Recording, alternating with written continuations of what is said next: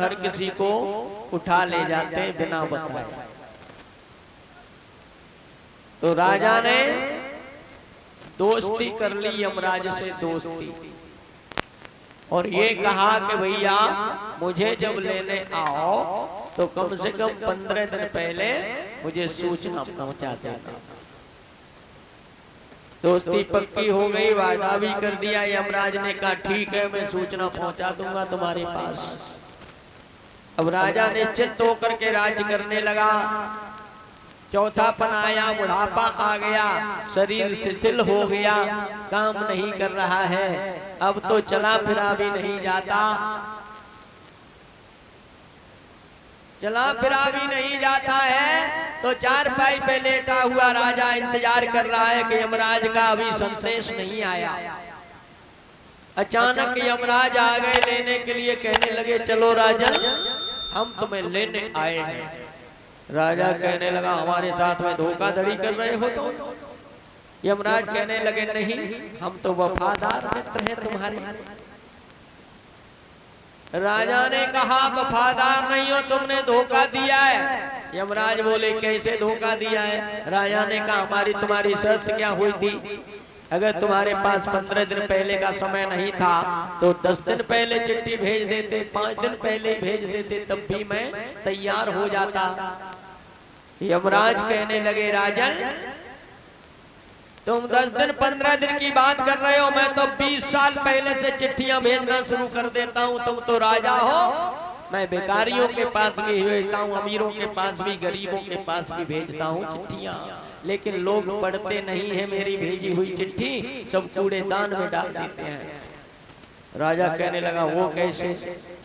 तो सुनो, पहली चिट्ठी जब आती है जब आदमी की उम्र 40 साल की हो जाए, 40 साल की होने के बाद में जब आगे उम्र बढ़ती है ना तो बाल भूरे पड़ने लगते हैं, सफेद बाल पड़ने लगते हैं।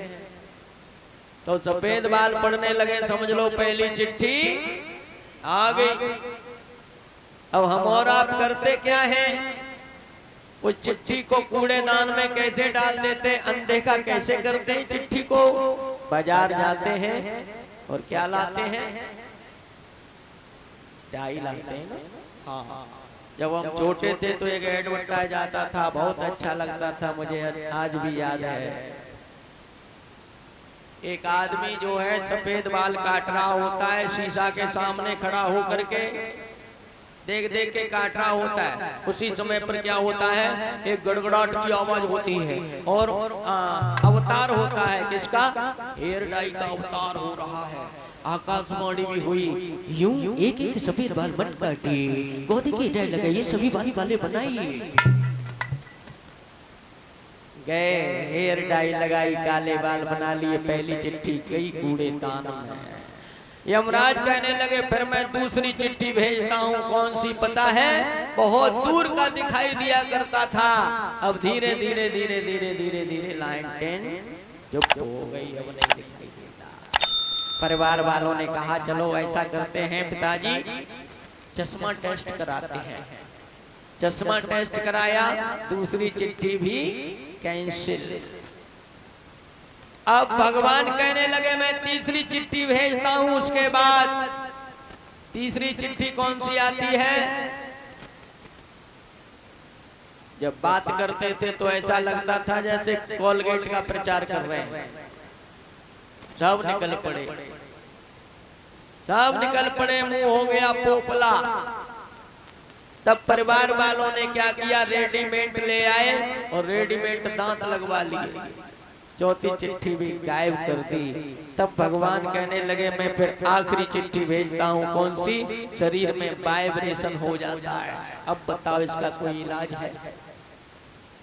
ऐसे हाथ हिलने लगते हैं और गर्दन